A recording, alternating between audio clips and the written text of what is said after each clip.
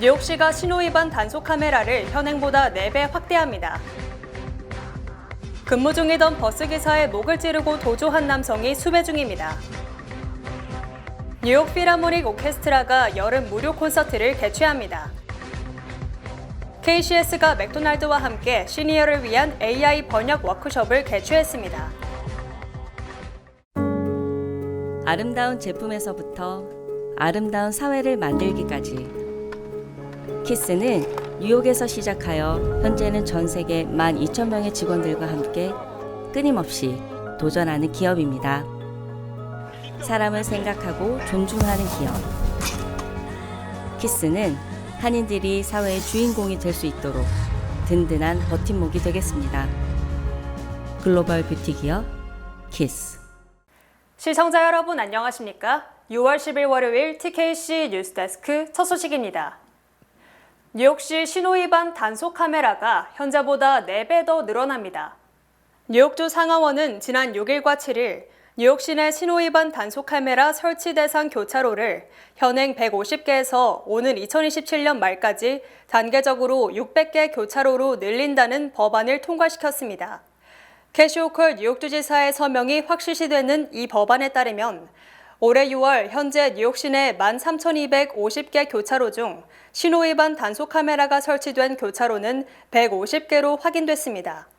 또한 이 같은 교차로 단속 카메라 설치로 교통사고에 따른 중상자가 58% 줄어드는 등 설치 이전보다 교통사고 및 피해가 크게 감소한 것으로 나타났습니다.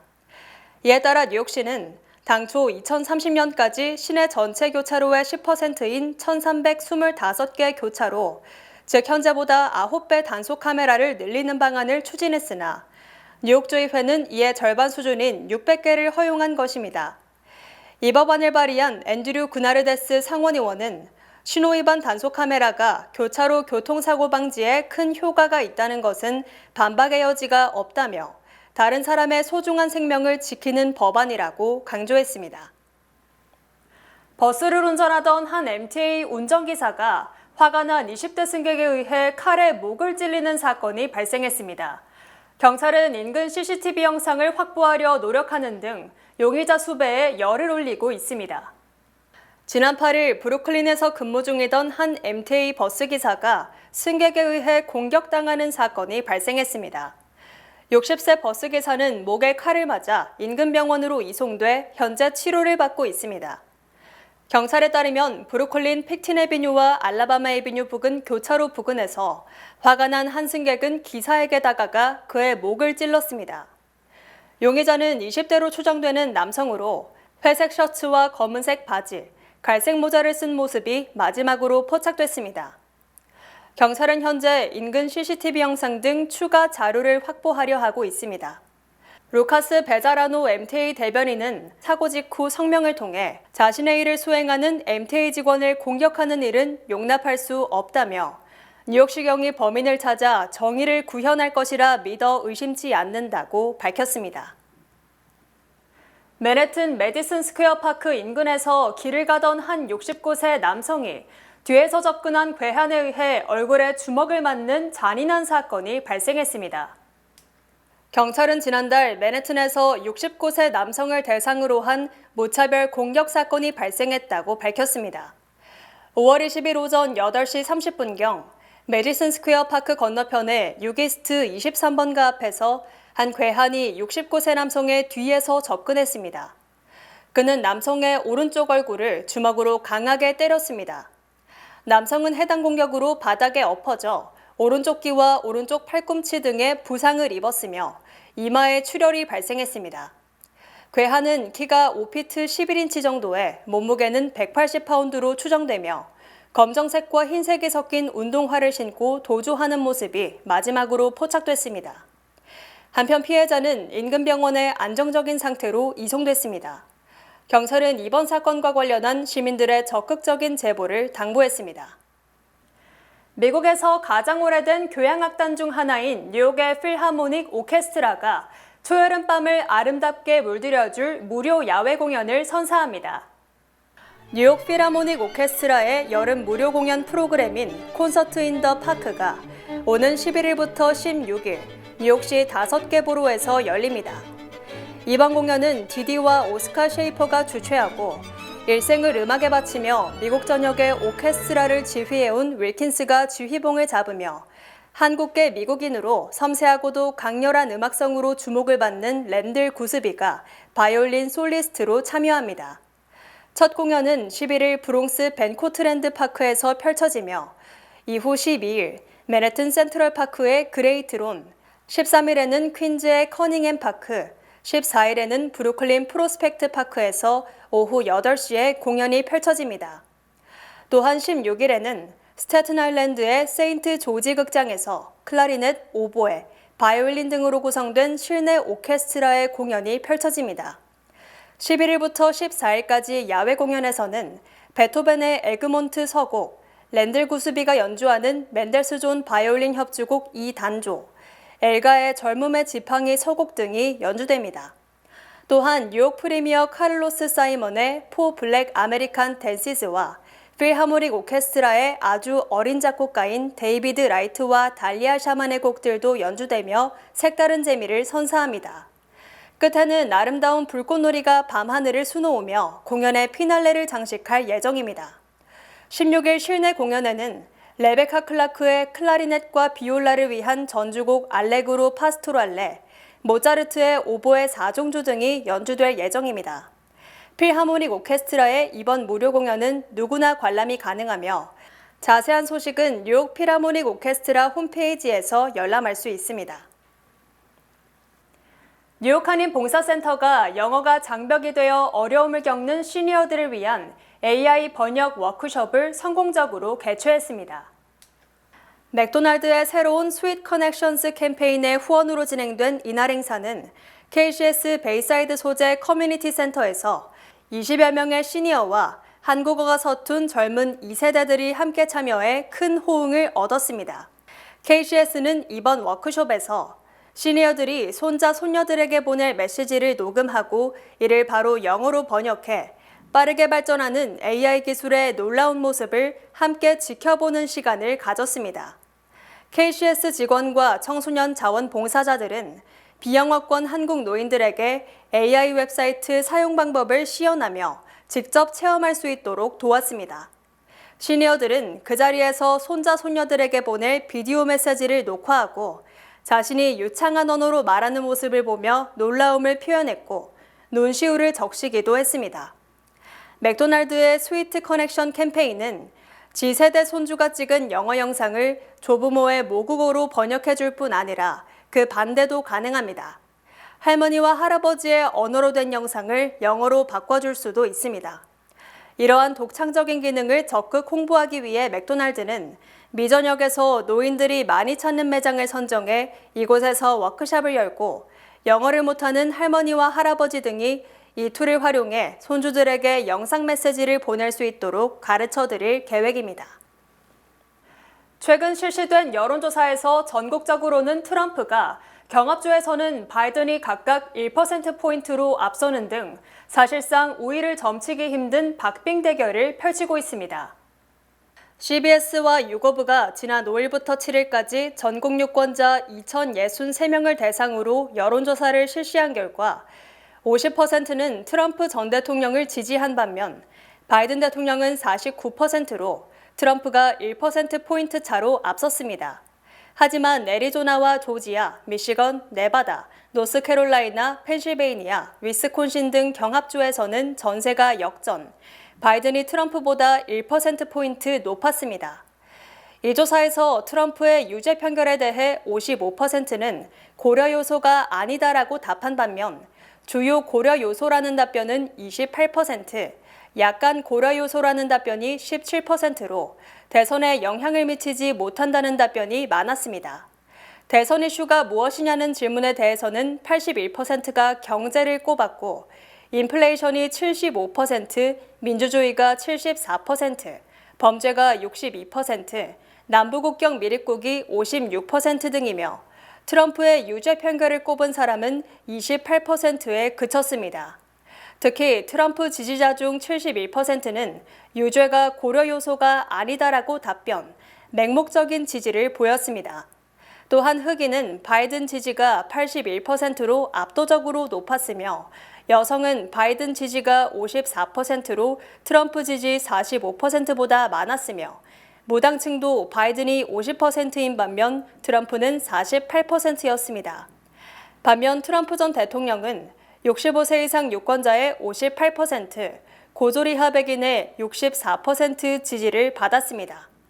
주목되는 점은 트럼프 전 대통령이 경합주에서 소폭이 남아 바이든 대통령을 앞섰으나 이번 조사에서는 바이든이 소폭 앞서는 등 미세한 변화가 감지됐다는 것입니다. 트럼프 전 대통령이 어제 네바다주에서 대규모 5개 유세를 하고 바이든 대통령의 국경 봉쇄 명령 등을 강도 높게 비판했습니다. 트럼프 전 대통령은 대선 경합주인 네바다주 라스베이거스에서 대규모 야외 유세를 열고 바이든 대통령의 불법 입국자 망명 제한 정책은 늦었으며 약하고 비효율적이며 헛소리 홍보 전략에 불과하다고 목소리를 높였습니다.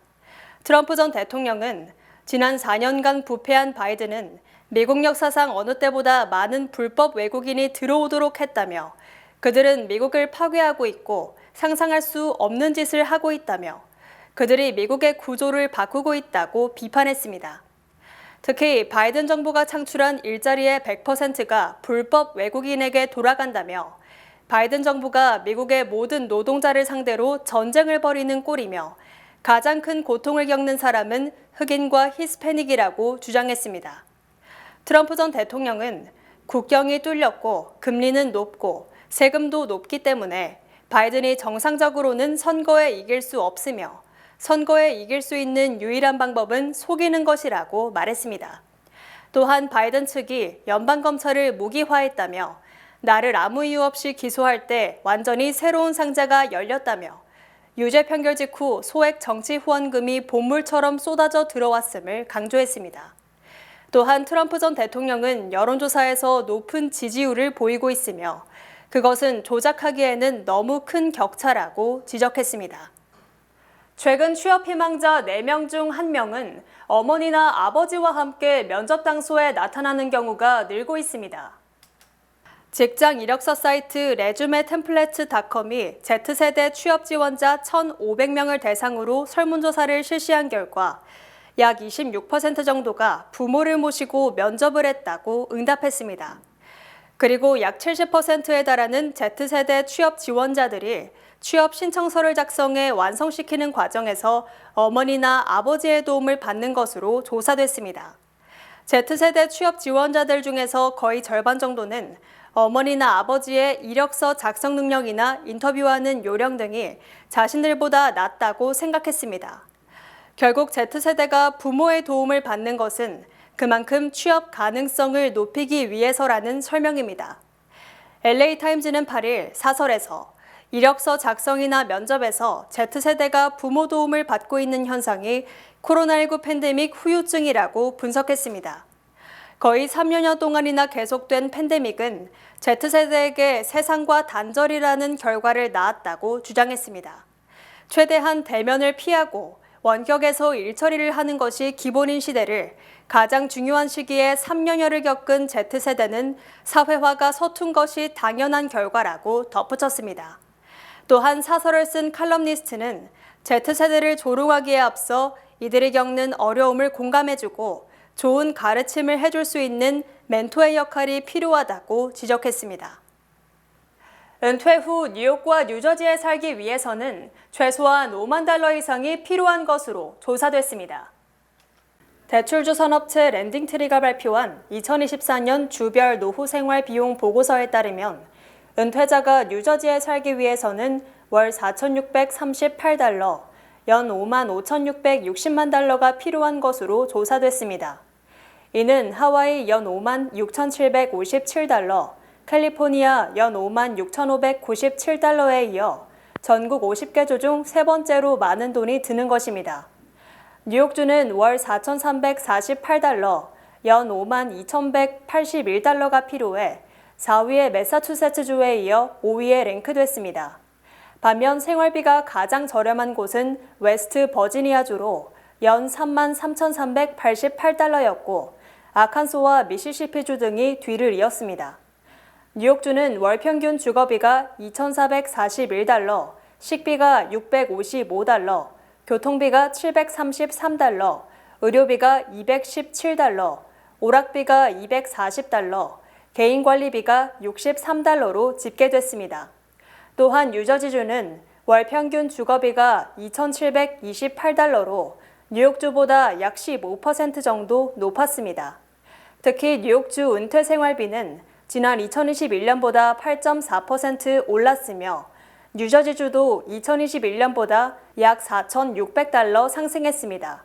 또한 미국 전체적으로는 65세 이상 연평균 지출액은 2017년 49,542달러에서 2022년 57,818달러로 16.7% 증가했으며 이는 전체 소비자 연평균 지출액인 72,967달러보다 20.8% 적은 것입니다. 폭설과 폭우, 허리케인 등이 빈번하게 발생함에 따라 자연재해 위험에 대비한 채권 발행이 큰 인기를 끌고 있습니다. 블룸버그 통신은 보험 연계증권 정보업체인 아르테미스를 인용해 올해 1월부터 5월까지 대재해 채권 판매액이 기존 최고치였던 지난해 같은 기간보다 38% 증가했다고 보도했습니다. 대재해 채권은 지난달에만 40억 달러가 발행된 뒤 기존의 월간 기준 최고치를 경신했습니다. 대재해 채권은 자연재해 위험에 대비한 채권으로 일정 조건의 재해가 발생하지 않으면 투자자는 수익을 얻을 수 있지만 큰 재해가 발생하면 손실을 입게 됩니다. 보험사와 재보험사 등은 최근 자연재해가 급증함에 따라 자사 손실을 줄이기 위해 이 같은 채권을 발행해 손실을 회피하고 있습니다. 지난해에는 보험금 지급 조건을 충족하는 재해가 비교적 적게 발생해 채권 투자 수익률은 20%로 30년 만에 최고를 기록했습니다. 하지만 올해는 해수면 온도가 기록적 수준으로 상승한 데다 라니냐가 발생함에 따라 허리케인이 크게 활성화돼 그 어느 때보다 허리케인 위험이 커져 대재해 채권 수익률이 좋지 않을 것으로 전망됩니다. 연준이 내일과 모레 금리를 결정하는 공개시장위원회 회의를 개최하는 가운데 이번에도 7회 연속으로 기준금리를 동결할 것이 확실시됩니다.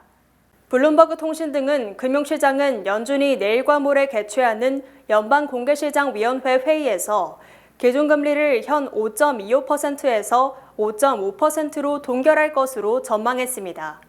또한 시카고 상품거래소 패드워치는 금리 선물 시장이 이번에 기준금리 동결 가능성을 99% 이상으로 예측, 이미 시장은 동결로 의견이 모아진 상황입니다. 금융시장은 또 연준이 3월 이후 처음으로 경제 및 금리 전망을 업데이트하면서 올해 2회 금리 인하를 할 것이라는 신호를 보낼 것으로 예상했습니다. 로이터 통신이 지난달 31일부터 이달 5일까지 경제 전문가 116명을 대상으로 설문조사를 실시한 결과 응답자의 64%인 74명이 9월에 첫 금리 인하를 예상했습니다. 또한 이 중 60%인 68명은 올해 2차례 금리 인하를 점쳤으며 0에서 1회 금리 인하 전망은 28%, 33명으로 나타났습니다. 블룸버그 통신이 같은 기간 경제 전문가 43명을 대상으로 실시한 조사에서도 2회와 0에서 1회 전망이 비슷하게 나와 대부분 최대 2회 이하로 전망했고 3회 전망은 사라진 상황입니다. 특히 두 번째 금리 인하 시기는 대통령 선거가 끝난 이후인 12월이 될 것이라는 관측이 많았습니다. 미국의 경제 지표가 계속 엇갈린 신호를 보이는 것은 고소득층과 저소득층의 소비 격차 때문이라는 분석이 제기됐습니다. 월스트리트저널은 지난 5월 비농업 부문 일자리가 27만 2천 개 늘어났고 이는 전달은 물론 시장 예상치를 훨씬 앞지른 것인 반면 4월 소비 지출은 줄고 5월 구매 관리 지수는 예상보다 낮은 등 서로 엇갈린 경제 지표가 속출하고 있다고 지적했습니다. 또 전체 실업률은 4%로 역대급으로 낮은 수준이지만 20세에서 24세까지의 실업률은 7.9%로 전년 같은 기간 6.3%보다 오른 것 또한 엇갈린 지표로 받아들여지고 있습니다. 이외에도 식품업체 캠펠의 수프 매출은 줄어든 반면 크루즈 업체들은 수요가 폭발, 그 어느 때보다도 호황을 누리고 있어 저소득층은 해고를 우려하고 소비를 줄이는 반면 부유층의 소비는 여전히 활발하다는 것을 보여줍니다. 주택 소유주들은 저금리 때 모기지를 받아 이자 부담이 덜하고 주식 투자자들은 인공지능 열풍에 따른 전반적인 주가 상승으로 짭짤한 수익을 얻는 등 부유층은 경제 여건이 괜찮다는 평가를 받고 있습니다. 월스트리트저널은 고소득층이 휴가에 돈을 많이 쓰거나 엔비디아에 대한 투자로 높은 수익을 내는 상황은 연준이 금리를 내리기 어렵게 만드는 요인이 되고 있다고 분석했습니다. 본 프로그램은 뱅크 오브 호프 프로모 플러스 CD와 함께합니다. 똑똑하게 모을수록 착착 쌓이는 저축. 희망과 함께라면 가능합니다. 지금 이자율을 고정하세요. 자세한 내용은 가까운 지점에 문의하세요. 주요 단신 전해드립니다. 영국의 우주여행사 버진 갤럭틱이 지난 8일 오전 관광객 4명을 태우고 뉴멕시코 전용 우주비행장에서 이륙, 1시간 10분간 우주여행을 마치고 무사히 귀환해 7번째 상업 우주관광에 성공했습니다. 참전용사 출신인 연방하원의원 8명이 지난 7일 프랑스 노르망디 상공에서 2차 대전 참전 미군들을 기리기 위해 낙하산 점프를 감행, 뜨거운 박수를 받았습니다.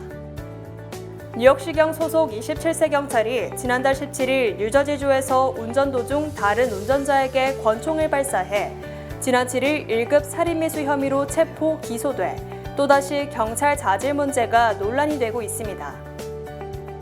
지난 6일 오후 6시 10분쯤 퀸즈 라과디아 공항 인근 디트머스 블루버드에서 41세 행인이 권총 강도 2명의 위협을 받고 현금 25만 달러를 강탈당해 경찰이 수사에 나섰습니다.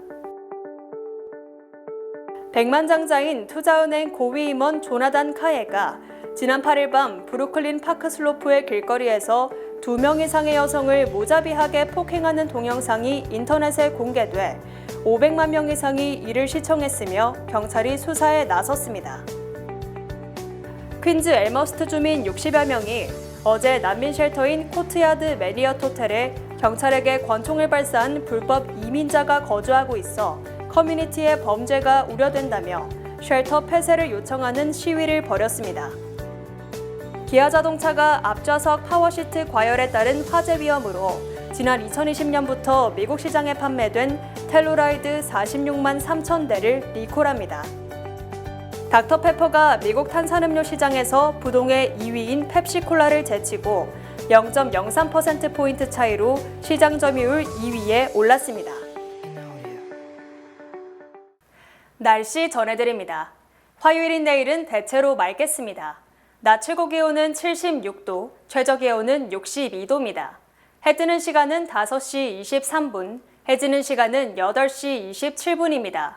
이상으로 주간 날씨와 세계 날씨 전해드립니다.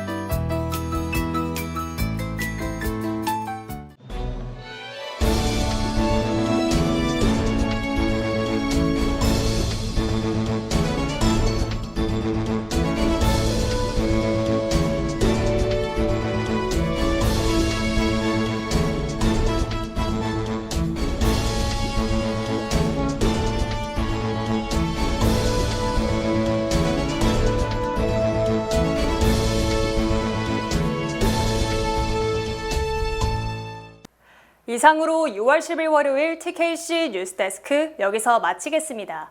시청해주신 여러분 고맙습니다.